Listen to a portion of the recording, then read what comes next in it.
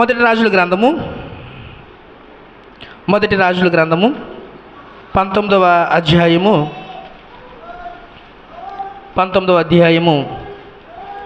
4వ వచనం.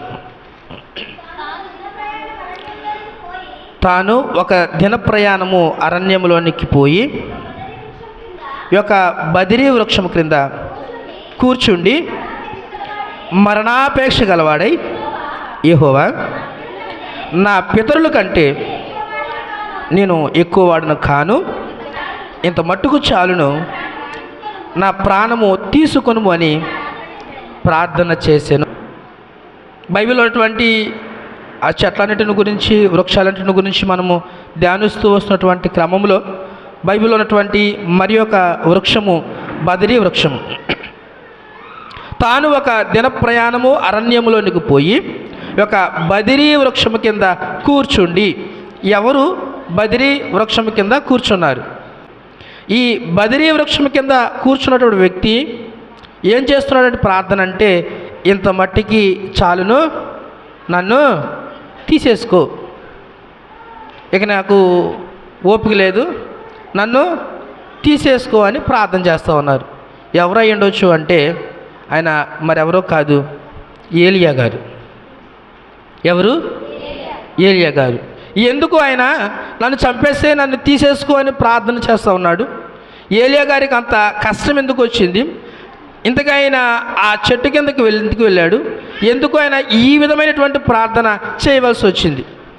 కొంచెం ఒక 3 అధ్యాయాలు వెనక్కి వెళ్తే సడన్గా మనకి మొదటి రాజుల గ్రంథము 17వ అధ్యాయంలో ఏలియా గారు మనకు తారసపడతారు. 17వ అధ్యాయంతో ఏలియా గారి ప్రస్తావన ప్రారంభమవుతుంది. ఆహాబు దగ్గరికి సడన్గా ఏలియా గారు వస్తారు. వచ్చి ఏలియా గారు ఏం మాట్లాడతారు అంటే, 17వ అధ్యాయము 1వ వచనంలోని చివరి మాట, ఈ సంవత్సరములో మంచైనను వర్షమైనను పడదని ప్రకటించెను. ఇంతకు ముందు పరిచయం లేకపోయినా సడన్గా వచ్చి గట్టిగా మాట్లాడాలంటే ఒక శపితమైనటువంటి మాటలే మాట్లాడుతూ ఉన్నాడు. ఇక నుంచి వర్షం కాదు కదా, మంచి కదా, ఏమీ పడదు అని. వెంటనే ఆహాబుకి కోపం వచ్చింది. ఆహాబు నుంచి తప్పించుకోవటానికి ఎక్కడికి వెళ్ళాడు అంటే, ఒక 3 వచనాల కిందకు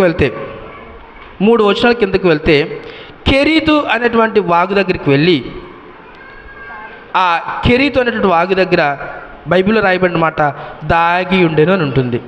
ఎందుకంటే ఆహాబు దగ్గర గట్టిగా మాట్లాడాడు కదా, ఆహాబు ఏమన్నా చేస్తాడేమని భయపడి ఆ కెరీతు అనేటువంటి వాగు దగ్గర ఉన్నాడు. కొన్ని రోజులు గడిచాయి. ప్రవక్త ప్రవచించినట్లుగానే మంచు వర్షము ఆగిపోయింది. కొద్దిగా బోదెలు నదులు ఎండిపోతూ వచ్చాయి. నీటి కోసము ప్రజలు అల్లాడుతున్నటువంటి పరిస్థితి. నీరు లేకపోవడం వల్ల పంటలు ఎండిపోయి సరైనటువంటి ఆహారము కడలేనటువంటి క్లిష్టమైనటువంటి పరిస్థితుల్లోనికి దేశం వెళ్ళిపోయింది. 7వ వచనం చదువుతున్నాను చూడండి. కొంతకాలమైన తర్వాత దేశములో వర్షము లేక ఆ నీరు ఎండిపోయాను. అటువంటి సందర్భంలో దేవుడు ఏలియాను పోషించడానికి ఎవరి దగ్గరికి తీసుకువెళ్ళాడంటే, ఆ ఊర్లో బాగా డబ్బున్న వాళ్ళ ఇంట్లోకి తీసుకువెళ్ళా. ఎక్కడ తీసుకువెళ్ళాడంటే సారేపతు అనేటువంటి ఊరిలో ఉన్నటువంటి విధవరాల దగ్గరికి తీసుకువెళ్ళాడు. హల్లెలూయా, హల్లెలూయా. వీళ్ళు అంటున్నారు, అమ్మా నాకు ఆకలిగా ఉంది, కొంచెము భోజనం ఏమన్నా ఉంటే పెట్టు. చక్కగా ఓపెన్ మైండ్తో ఒక మాట చెప్తా ఉంది, అయ్యా నా పిల్లడు ఏడుస్తున్నాడు, మా దగ్గర ఈరోజు భోజనం చేయడానికి మాత్రమే ఉన్నాయి, ఇంకా మించి మా దగ్గర ఏమీ లేవు, నీకు పెట్టేస్తే ఇంకా మాకు ఈ పూట తినడానికి కూడా లేవు. ఏలియా గారు అంటారు, అందులోనే కొంచెం తీసి నాకు లేదు అని. ఏమనుకుందో తెలియదు కానీ వెళ్ళి కొంచెం కాదు కదా, ఎంతైతే పిండి ఉందో ఆ పిండితో మంచి రొట్టె చేసి తీసుకొచ్చి ఏలియా గారికి ఇచ్చేసింది. ఇచ్చిన తర్వాత దాన్ని తిన్న తర్వాత దేవుడు ఆ విధవరాలను ఆశీర్వదిస్తాడు.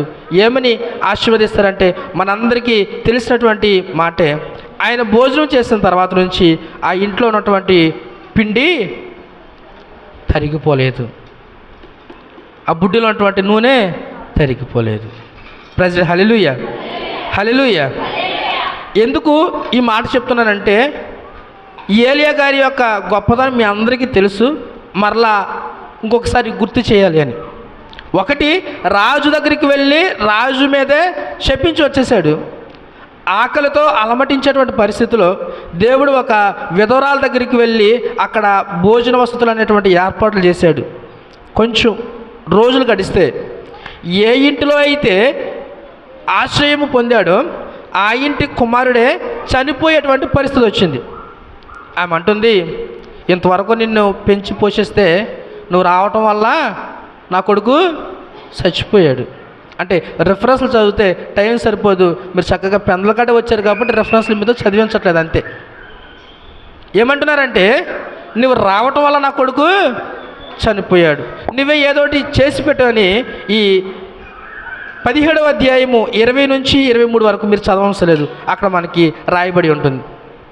అప్పుడు ఏలియా గారు కుమారుని తీసుకుని పైకి వెళ్ళి 21వ వచనంలో, ఆ చిన్నవాని మీద ముమ్మారు తాను పొరచాచుకుని, యెహోవా నా దేవా నా మొర ఆలకించి ఈ చిన్నవానికి ప్రాణము మరలా రానిమ్మని యెహోవాకు ప్రార్థన చేయగా ఆ పిల్లోడు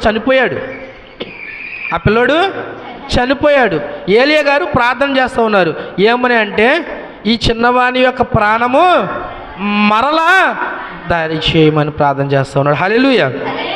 ఎప్పుడైతే ఏలియా గారు ఈ విధంగా ప్రార్థన చేశాడో ఆ చిన్నవాడు మరలా బ్రతికెను. యెహోవా ఏలియా చేసిన ప్రార్థన ఆలకించి ఆ చిన్నవానికి ప్రాణము మరలా రానిచ్చినప్పుడు వాడు బ్రతికెను. కొంచెం మరలా వెనక్కి వెళ్తున్నాం. రాజు దగ్గరికి వెళ్ళి ధైర్యంగా మాట్లాడి చెప్పించి వచ్చేసాడు. ఆకులున్నటువంటి సమయంలో సారెపతి విధవరాల దగ్గరికి వెళ్ళి పోషించాడు. అదే ఇంటిలో ఆ కుమారుడే చనిపోతే తిరిగి బ్రతికించాడు. కొంచెం రోజులు గడుస్తూ ఉన్నాయి. ఆహాబు అనేటువంటి రాజుకి యెజబేలు అనేటువంటి భార్య ఉంది. వందనాలు, బైబిల్లో అలాంటి స్త్రీని ఇంక మనం ఎప్పుడు చూడలేం.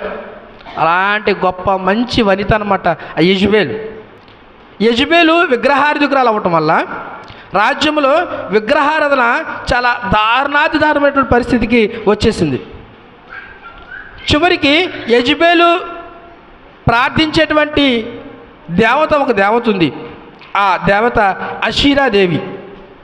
అషీరాదేవికి ఆ ఆహాబు రాజ్యంలో సుమారుగా 450 మంది ప్రవక్తలు ఉన్నారంట. ఒకసారి 18వ అధ్యాయము 19వ వచనం నేను చదువుతున్నాను చూడండి. అయితే ఇప్పుడు నీవు ఇశ్రాయేలు వారిని అందరినీ యెజబేలు పోషించుచున్న బయలుదేవత ప్రవక్తలు 450 మందిని చాలు.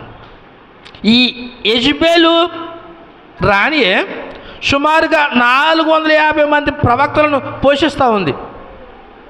సేవకులు పోషించట్లా, దేవుని ఆరాధించట్లా. అషీరాదేవికి ప్రార్థించడానికి, బయలుదేవతకు ప్రార్థించడానికి 450 మంది ప్రవక్తలను ఈ యెజబేలు రాణి పోషిస్తూ ఉంది. ఆ దేశంలో విగ్రహారాధన చాలా దారుణాతి దారుణమైనటువంటి స్థాయికి వెళ్ళిపోయింది. ఇక అక్కడ దేవుడు అనేటువంటి ప్రస్తావన రానటువంటి రోజులు. ఏలియా గారికి కోపం మామూలుగా అంటే మామూలుగా రాల. ఫస్ట్లోనే చెప్పాను, రాజు దగ్గరికి వెళ్ళి తొడగొట్టినటువంటి వ్యక్తి. మరి విగ్రహారాధన ఆ రేంజ్కి వెళ్తే ఏలియా గారు ఊరుకుంటారా? వాళ్ళందరితో రెచ్చగొట్టేసి గిల్లి మీరందరూ ఆ కొండ దగ్గరికి రండి అని చెప్పి, ఎవరు యెజబేలు రాణి పోషిస్తున్నటువంటి అషీరాదేవి యొక్క ప్రవక్తలైన 450 మందిని ఒక కొండ దగ్గరికి తీసుకురమ్మన్నారు. అందరూ వచ్చారు. అందరూ వచ్చినటువంటి ఆ క్రమంలో వాళ్ళందరినీ ముందు పెట్టి ఏలియా గారు మాత్రమే ఇటువైపు ఉండి వాళ్ళందరికీ ఒక సవాలు వేశారు. మీరు నమ్మి విశ్వసిస్తున్నటువంటి అషీరాదేవి గొప్పదా, లేకపోతే నేను ఆరాధించి నేను విశ్వసించేటువంటి నా నిజదేవుడు గొప్పవాడా తేల్చుకుందాం. మీరు 450 మంది ఉన్నారు, నేను ఒక్కనే ఉన్నాను. మనం ఒక జంతువుని బలి ఇద్దాము, బలి ఇచ్చిన తర్వాత 2 పార్ట్లు చేద్దాము. మీ ఇష్టం, తల తీసుకుంటారా తోక తీసుకుంటారా మీ ఇష్టం. 2 ముక్కలు చేసిన తర్వాత ఒక ముక్క మీకు ఒక ముక్క నాకు. ఏం చేయాలి అంటే ఆ బలి పశువుని అక్కడ పెట్టిన తర్వాత మీరందరూ ప్రార్థన చేయండి. మీరందరూ ప్రార్థన చేసిన తర్వాత మీ అషీరా దేవతే కానీ ఇంకే దేవత అయినా కానీ పైనుంచి ఆ అగ్నిని కింద తీసుకొచ్చి ఆ బలి పశువును కాల్చివేయాలి. అలా కాల్చివేస్తే మీ దేవుడు ఉన్నట్టు. కొండ దగ్గరకు వచ్చారు, బలి పశువుని వధించారు. ఆ పశువుని అక్కడ పెట్టి 450 మంది ప్రార్థన చేస్తూ ఉన్నారు బయలుదేవతకి. ఎంత ప్రార్థన చేసినా అగ్ని పైనుంచి కిందకి రావట్లే. ఏలియా గారు ఏలియా దగ్గరకు వచ్చి ఇలాగూ ప్రార్థన చేస్తున్నాం, యెహోవా అబ్రహాము, ఇస్సాకు, ఇశ్రాయేలు దేవా, ఇశ్రాయేలుల మధ్య నీవు దేవుడై ఉన్నావని, నేను నీ దేవుడినై ఉన్నానని, ఈ కార్యము నీ సెలవు చేత చేసేదననియు ఈ దినమున కనపరచుము. యెహోవా నా ప్రార్థన ఆలకించుము. యెహోవానైనా నీవే దేవుడివై ఉన్నావనియు, నీవు వారి హృదయంలో నీ తట్టు తిరుగచేయదువనియు ఈ జనులకు తెలియజేయనట్లుగా నా ప్రార్థన అంగీకరించుము. అతడు ఈలాగు ప్రార్థన చేయుచుండగా యెహోవా అగ్ని దిగి దహన బలి పశువును, కట్టెలను, రాళ్లను, బుగ్గిని దహించి కందకమందున్న నీళ్లను ఆరిపోచేసాను. ప్రజలు హల్లెలూయా, హల్లెలూయా, హల్లెలూయా. మరొకసారి గుర్తు చేస్తూ ఉన్నా, ఏలియా వచ్చి రాగానే ఎవరి దగ్గరికి వెళ్ళాడు అంటే, ఎవరి దగ్గరికి వెళ్ళాడు? ఆహాబు రాజు దగ్గరికి వెళ్ళి తొడగొట్టి, మీ దేశము మంచైనను వర్షము రాదు అని చెప్పాడు. మరలా కష్టకాలంలో ఉన్నప్పుడు దేవుడే సారేపతు అనేటువంటి విధవరాల దగ్గర తీసుకువెళ్ళాడు. వాళ్ళని పోషించడమే కాకుండా ఈ ఏలియాను కూడా దేవుడు పోషించాడు. చివరికి ఆ సారేపతు విధవరాలు కొడుకు చనిపోతే చనిపోయిన వాడిని తిరిగి బ్రతికించాడు. నీ దేవుడు గొప్పవాడా, నా దేవుడు గొప్పవాడా అని ఒక చిన్నపాటి డిస్కషన్ పెట్టి నా దేవుడే గొప్పవాడని నిరూపించి 450 మంది ప్రవక్తలు ఉన్నారే, ఎవరు? అషీరాదేవి యొక్క ప్రవక్తలు. ఈ బలి సమర్పించిన తర్వాత ఏలియా గారు ఆ 450 మందిని ఏలియా గారే చంపేశాడు. ఈ చంపేసినటువంటి క్రమంలో ప్రజలందరూ నిజమైన దేవుడు ఈయనే అని ఆలోచన చేస్తున్నటువంటి క్రమంలో ఈ వార్త అంతా ఎక్కడికి వెళ్ళిందంటే యెజబెల్ దగ్గరికి వెళ్ళింది. యెజబెలు ఏలియాని బట్టి ఒక మాట అంది, 450 మంది ప్రవక్తలను చంపేసేవే, 450 మంది ప్రవక్తలలో ఒక ప్రాణముల నీ ప్రాణములు నేను చేస్తాను అని శబ్దం చేసింది. అంటే మీకు అర్థం అవ్వాలంటే నేను నిన్ను చంపేస్తాను అని చెప్పింది. ఎప్పుడైతే యెజబెల్ ఈ మాట చెప్పిందో, చెప్పిన వెంటనే 19వ అధ్యాయం 1వ వచనం, ఏలియా చేసినదంతయు, అతడు ఖడ్గము చేత ప్రవక్తలందరినీ చంపించిన సంగతియు ఆహాబు యెజబెలుకు తెలియజెప్పగా, యెజబెలు ఒక దూత చేత ఏలియాకు ఈ వర్తమానం పంపించెను, రేపు ఈ వేళకు నేను నీ ప్రాణమును వారిలో ఒకరి ప్రాణము వలె చేయని యెడల దేవుడు నాకు గొప్ప అపాయము కలుగజేయునుగాక. ఎప్పుడైతే యెజబెలు ఈ వర్తమానం పంపించిందో, చదివినటువంటి ఏలియా ప్రాణభయము చేత పరిగెత్తుకుంటూ ఎక్కడికి వెళ్ళాడంటే అరణ్యంలోనికి వెళ్ళిపోయాడు. అరణ్యంలో కూడా ఒక దిన ప్రయాణమంతా లోపలికి వెళ్ళిపోయాడు. అరణ్యం బయట అయితే చిన్న చిన్న చెట్లు ఉంటాయి, అదే లోపలికి వెళ్ళిపోతే పెద్ద పెద్ద భారీ వృక్షాలు ఉంటాయి. ఒక దిన ప్రయాణం అంతా లోపలికి వెళ్ళిపోయి మనం చదివేమే, బదిరీ వృక్షం కింద కూర్చుండి మరణాపేక్ష గలవాడై. ఆయనకి ప్రాణము భీతి ఎందుకు కలిగిందో, ప్రాణం అంటే ఆయనకి అంత ఈజీ, నేను ఒక మాట చెప్తా. కానీ ఏలియా గారు చనిపోయినటువంటి కొడుకుని తిరిగి బ్రతికించేశాడు. అలాంటి ప్రార్థన, అటువంటి నమ్మకము, అటువంటి విశ్వాసం కలిగినటువంటి ఏలియా ఇప్పుడు ఆ విశ్వాసం ఎక్కడికి వెళ్ళింది? ఆ నమ్మకం ఎక్కడికి వెళ్ళింది? ఆ ప్రార్థన ఎక్కడికి వెళ్ళింది? ఆ యెజబెల్ రాని నన్ను ఇబ్బంది పెడుతున్నాను, ఏం చేయాలి? యాక్చువల్గా దేవునికి ప్రార్థన చేయాలి, అవునా కదా? యెజబెల్ రాని నన్ను చంపేపోతుంది రేపు పాటికి, దేవా నువ్వు ఎన్నో మేలు చేశావు, ఏకంగా ఆకాశం నుండే అగ్నిని నా కొరకు దిగించావు, చనిపోయిన వారిని నేను ప్రార్థన చేస్తే బ్రతికించావు. వాటితో పోల్చుకుంటే యెజబెలు ఎంత, అవునా కదా? వాళ్ళతో పోల్చుకుంటే యెజబెలు ఎంత? కానీ ఆ సమయంలో ఏలియా గారు ప్రార్థన అనే విషయాన్ని మర్చిపోయారు. రెండవది, మరణాపేక్ష గలవాడే ఏమని ప్రార్థన చేస్తున్నాడు తెలుసా? ఇంత మట్టుకు చాలును. సరిపోద్దమ్మ ఏలియాకి అది. ఏమని ప్రార్థన చేస్తా ఉన్నాడంటే, ఇంత మట్టుకు చాలు. దేవా, నన్ను మనిషిగా రూపించి ఒక ప్రవక్తగా చేసి నా ద్వారా చేసినటువంటి సూచక్రియలు ఇంకా చాలు, నన్ను చంపేసి. చాలామందికి చిన్న బాధ వస్తే చాలు ఏమంటారు తెలుసా? తీసేసుకున్నా బాగుండు. ఏమంటారా? తీసేసుకున్నా. ఏలియా మనలాంటి వాడని యాకోబు పత్రికలో మనం చదివాం కదా. కష్టం వచ్చినప్పుడు ప్రార్థన చేస్తూ ఉన్నాడు. దేవా, యెజెబెలు మనసు మార్చు, నన్ను బ్రతికించు అనట్లేదు, ఇంత మట్టుకు చాలు, నన్ను చంపేసి అన్నాడు. మీకు కష్టాలు వచ్చినప్పుడు, మీకు శ్రమలు వచ్చినప్పుడు మీరు అందరూ చేసేటువంటి ప్రార్థన ఇలాంటిదే. కష్టం వచ్చినప్పుడు ఎవరిని ఆశ్రయించాలంటే దేవుణ్ణి ఆశ్రయించాలి. ఏలియా గారు అరణ్యంలోనికి ఒక దిన ప్రయాణం అంతా లోపలికి వెళ్ళిపోయి ఏ చెట్టు దగ్గర కూర్చున్నాడు తెలుసా? ఏ చెట్టు దగ్గర కూర్చున్నాడు? ఇంతకీ బదిరీ వృక్షం అంటే ఏంటి అమ్మా? బదిరీ వృక్షం అంటే ఏంటి తెలీదా? బదిరీ వృక్షం అంటే మరేదో కాదు, రేగి చెట్టు. రేగి చెట్టు. మన భారతీయ సంప్రదాయాలను, భారత ఇతిహాస వృత్తాల్లోనూ బదిరీ వృక్షం గురించి చాలా పెద్ద విషయాలు ఉంటాయి. మీకు ఒక విషయం చెప్తాను. హైందవ సోదరులు ఒక పండగ చేస్తారు. ఆ పండగలో పిల్లల్ని కూర్చోబెట్టి రేగుపళ్ళు వేస్తారు కదా. ఆ చెల్లి చుట్టూ అని పోసేస్తుంది. ఇప్పుడు ఎందుకు వేస్తారో తెలుసా?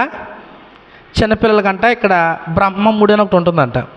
ఈ కాయలు ఇలా వేసినప్పుడు ఏదన్నా ఒక కాయ ఆ ముడి మీద తగిలితే అది యాక్టివేట్ అయ్యి అప్పటి నుంచి ఆ పిల్లలకి ఏం కలుగుతుందంటే జ్ఞానం కలిగిద్దంట. కాయ గుండె మీద పడితే జ్ఞానం కలిగిద్దంటే మీరు అందరూ ఏం చేస్తారు తెలిసి ఇన్ని రాయలు తీసుకొచ్చి కొడతానే ఉంటారు ఇక, రాజ్ఞానం రాజ్ఞానం రాజ్ఞానం అని. ఈ ఏలియా గారికి కూడా మా ఇంటి దగ్గర రేగి చెట్టు ఉంది, కాలగట్టిన బోళ్ళ రేగి చెట్లు ఉన్నాయి. మీకు నీడ కావాలంటే ఎవరైనా రేగి చెట్టు కిందకి వెళ్తారా? అది అసలు నీడనిస్తుందా? గాలినిస్తుందా? సుమారుగా ఒక రోజంతా పరిగెత్తుకుంటా అరణ్యం లోపలికి వెళ్ళిపోవడం ఉందా బైబిల్లో? అరణ్యం లోపల ఎన్నెన్ని వృక్షాలు ఉంటాయి, ఎంత పెద్ద మహావృక్షాలు ఉంటాయి. పరిగెత్తి ఎంత అలసట వచ్చి ఉంటుంది, ఎంత చెమటలు పట్టి ఉంటుంది, ఎంత టెన్షన్ వచ్చి ఉంటుంది. అటువంటి సమయంలో ఏరియా ఏ చెట్టు దగ్గర ఉండాలంటే ఏదైనా ఒక మంచి చెట్టు కింద కూర్చుని రెస్ట్ తీసుకోవాలి. ఆనుకుందామన్నా సరైనటువంటి సపోర్ట్ ఉండదు ఆ రేగి చెట్టు ద్వారా. కానీ ఏలియా చెట్లన్నిటినీ కాదని ఒక బదీ వృక్షం అనగా రేగు చెట్టు కింద కూర్చున్నాడు. మేబీ నేను అనుకుంటాను ఏదన్నా కాయ వచ్చి ఆ గుండె మీద పడితే కొంచెం విశ్వాసం పెరిగిద్దని ఆ చెట్టు కింద కూర్చున్నాడేమో. మనలో కూడా చాలామంది అరణ్యంలో ఎన్నో పెద్ద వృక్షాలు ఉన్నా సరే ఎక్కడికి వెళ్తామంటే ఆ రేగు చెట్టు దగ్గరికి వెళ్తాం. ఏలియా అంతకుముందు ఎన్నో బలమైన అద్భుతమైనటువంటి కార్యాలు ఎన్నో చేశాడు. అంతకుముందు ఎవరు చూడనటువంటి అద్భుతాలు చేశాడు. బైబిల్లో మొట్టమొదటిసారిగా చనిపోయిన వారిని తిరిగి లేపింది కూడా మొట్టమొదటిగా ఏలియానే. అంత గొప్ప వ్యక్తి కష్టం వచ్చినప్పుడు ఎందుకు పనికిరాని ఒక రేగు చెట్టును ఆశ్రయించాడు. మనం కూడా అంతకుముందు ఎన్నో అద్భుతాలు మన జీవితంలో చవి చూసి ఉంటాం. మన దేవుడు ఎంత గొప్పవాడో మనము రుచి చూసి ఉంటాం. ఎన్నో అద్భుతాలు కళ్ళారా చెవులారా చూసి ఉండి ఉంటాం. కష్టం వస్తే చాలు, నన్ను తీసేసుకో, నేను ఇంకా తట్టుకోలేకపోతున్నాను, నేను ఇంకా బాధపడలేకపోతున్నాను, ప్రపంచంలో ఎంతోమంది ఉంటే అన్ని బాధలు ఎన్ని నా మీద పడిపోతూ ఉన్నాయి, నాకు ఓపిక లేదు, నీరసం వచ్చేది, నన్ను తీసేసుకోమని ప్రార్థన చేస్తాం. దేవుని దగ్గరికి రాకుండా అలాంటి బదిరీ వృక్షాలాంటి చిన్న చెట్లను ఆశ్రయిస్తాం. అలాంటి బదిరీ వృక్షం అనేటువంటి ఆ స్నేహితులను, ఆ చుట్టాలని, మిత్రులను, మనకు తెలిసిన వాళ్ళని ఆశ్రయిస్తాం. అడవులు ఎన్నో పెద్ద వృక్షాలు ఉంటే ఆ వృక్షాలను మానేసి ఏలియా చిన్న పనికిరాని రేగు చెట్టును ఆశ్రయించినట్లుగా నీకు కష్టం వస్తే దేవుణ్ణి ఆశ్రయించకుండా మేబీ నువ్వు ఇంకా మనుషులను ఆశ్రయిస్తున్నావేమో. దేవుడు ఎంతో గొప్పవాడు రుచి చూసి కూడా సమయం వచ్చినప్పుడు ప్రార్థించవలసిన అవకాశం వచ్చినప్పుడు ప్రార్థించకుండా ఆయన సన్నిధికి రాకుండా వేరే ప్రాంతాలకి వేరే చోట్లకు వెళ్తున్నావేమో. ఒకసారి ఆత్మవిమర్శ చేసుకో. ఒకసారి ఒక చిన్న వచనం చెప్పి నన్ను ముగిచేస్తా, సమయం అయిపోయింది కాబట్టి. 5వ వచనంలో అతడు బదిరీ వృక్షము కింద పరుండి నిద్రించుచుండగా ఒక దేవదూత వచ్చి అతన్ని ముట్టి నువ్వు లేచి భోజనం చేయమని చెప్పాను. చూసినంతలో అతని తల దగ్గర నిప్పుల మీద కాల్చబడిన అప్పమును నీళ్ళబుడ్డియు కనబడిన కనుక అతడు భోజనము చేసి తిరిగి పరుండును. ఎంత గొప్ప భాగ్యమో తెలుసా? చుట్టుపక్కల రాజ్యమంతా ఎలా ఉందో తెలుసా? ఆ అప్పము లేక, ఆ నీళ్ళు లేక, కరువు కాటకాలతో అలమటిస్తూ ఉంది. ఏలియా చెట్టు ఆశ్రమిస్తుంది అనుకుంది, చెట్టు హెల్ప్ చేస్తుంది అనుకుంది. కానీ ఎవరు వచ్చి హెల్ప్ చేశారంటే దేవుని యొక్క దేవదూత వచ్చి అప్పము నీళ్ళు వేస్తే ఆ భోజనం చేసి మళ్ళా పడుకున్నాడంట. నేను ముగించేస్తున్నా. లాస్ట్ వచనము. అతడు బదిరీ వృక్షం కింద పరుండి నిద్రించుండగా ఒక దేవదూత వచ్చి ముట్టి నీవు లేచి భోజనం చేయమని చెప్పాను. అతడు చూసినంతలో అతని తల దగ్గర నిప్పుల మీద కాల్చబడిన అప్పమును నీలబుడ్డి కనబడిన కనుక అతడు భోజనం చేసి తిరిగి పరుడును. అయితే యెహోవా దూత రెండవ మారు వచ్చి అతను ముట్టి, నీ శక్తికి మించిన ప్రయాణము నీకు సిద్ధమై ఉన్నది, నీవు లేచి భోజనం చేయమని చెప్పినప్పుడు అతడు లేచి భోజనం చేసి ఆ బలము చేత 40 రాత్రింపగల ప్రయాణము చేసి దేవుని పర్వతమును పేరు పెట్టబడిన హోరేబునకు వచ్చాను. ఎప్పుడైతే యెజబేలుకు భయపడి ఒక బదిరీ వృక్షం కింద ఉన్నాడు, చెట్టు నిద్రపుచ్చింది తప్ప సమస్యను సాల్వ్ చేయాల. దేవుని యొక్క దేవదూత ఒకటి కాదు 2 సార్లు వచ్చి 2 సార్లు భోజనం పెట్టి ఆ భోజనం ఎంత బలం ఇచ్చిందంటే 40 రాత్రింబవళ్ళు పరిగెత్తే అంత బలాన్ని ఇచ్చింది. హోరేబు కొండ మీదకి నడిపించింది. కొన్ని రోజుల తర్వాత యెజబేలు దగ్గరకు నడిపించింది. యెజబేలును శపించే ధైర్యాన్ని ఇచ్చింది. యెజబేలుకు భయపడే చెట్టు కిందకు పారిపోయాడు. దేవదూత ఇచ్చిన ఆహారం తిన్న తర్వాత తిరిగి ఆ యెజబేలు దగ్గరికి వెళ్ళే శపించి, నీ రక్తము కుక్కలు నాకుతాయి అని శపించి వచ్చాడు. బలము కోల్పోయినప్పుడు, ధైర్యం కోల్పోయినప్పుడు నువ్వు దేవుని ఆశ్రయించు. అలాంటి బదిరీ వృక్షం లాంటి మనుషులను ఎప్పటికీ ఆశ్రయించుకు. మాటలతో నిద్రపుచ్చుతారు తప్ప నీ సమస్యకి ఎక్కడ పరిష్కారం అనేది ఉండదు. మాటలతో నిన్ను మెత్తగా చేస్తారు తప్ప ఆ సమస్యకు సొల్యూషన్ అనేది ఉండదు. నాకు ఇది చాలు, నన్ను తీసేసుకో అనే సమస్యలు వచ్చినా నువ్వు అలాంటి ప్రార్థన ఎప్పుడు చేయొద్దు. ఏలియాని అలా చేసినప్పుడు మేబీ ఏలియా ప్రార్థన దేవుడు అలాగే అంగీకరించి తీసేసుకుంటే ఎలీషాను మనం చూసేవాళ్ళమా? ఏలియా గారు దేవుని చూసేవారా? ఎలీషా గారు అనేక మంది సేవకులను తయారు చేసేవాడా? సమస్య వచ్చినప్పుడు దేవుని ఆశ్రయించండి తప్ప బదిరీ వృక్షం లాంటి మనుషులను ఆశ్రయించుకోండి. దేవుని ఆశ్రయిస్తే దేవుడు ఎన్నో మేలులు మీ ముందు దాచి ఉంచాడు, వాటన్నిటిని మీకు చూపిస్తాడు. ఎవరికైతే భయపడ్డాడో వాళ్ళ ముందుకి వెళ్ళి తిట్టి మార్చే ప్రయత్నం చేశారు, కానీ యెజబేలు మారలేదు. ప్రవక్త ఏదైతే శాపవచనం చేశాడో అలాగే చనిపోయి తన వంశాన్ని నాశనం చేసుకుంది. సేవకులుగా మీ అందరికీ చేతులు జోడించి చెప్తా ఉన్నా, సమస్య వచ్చినప్పుడు దేవుణ్ణి ఆశ్రయించండి, ప్రార్థన చేయండి, పరిపక్వత కలిగిన ప్రార్థన చేయండి. సమస్యను బట్టి ప్రార్థన చేయండి. సంతోషంలో ఉన్నప్పుడు సంతోషభరితమైన ప్రార్థన ఉంటుంది, కష్టంలో ఉన్నప్పుడు కష్టమైన ప్రార్థన ఉంటుంది. అంటే మీ ప్రార్థనకు ఒక క్లారిటీ లేకపోతే ఇంకా దేవునికి ఏం క్లారిటీ ఉంటుంది? మంచుకున్నప్పుడేమో అసలు దేవుడు దేవుడు దేవుడు దేవుడు అసలు నా దేవుడు మామూలుగా అంటారు. చిన్న జ్వరం వస్తే చాలు, దేవా లేదయ్యా నీరసం లేదండి. ఆ దేవుడు ఈ దేవుడు ఒకటే కదా, మరి ఎందుకు ప్రార్థనలో వేరియేషన్ వచ్చింది? ఎలాంటి సందర్భంలో అయినా సరే బదిరీ వృక్షాలను మీరు ఆశ్రయించొద్దు, దేవుని ఆశ్రయించండి. దేవుడే మీ జీవితంలో గొప్ప మేలులు చేస్తాడు. అట్టి కృప దేవుడు నీకు నాకు మనందరికీ అనుగ్రహించును గాక. తలలు వచ్చినట్లయితే చిన్న ప్రార్థన చేసుకుందాం.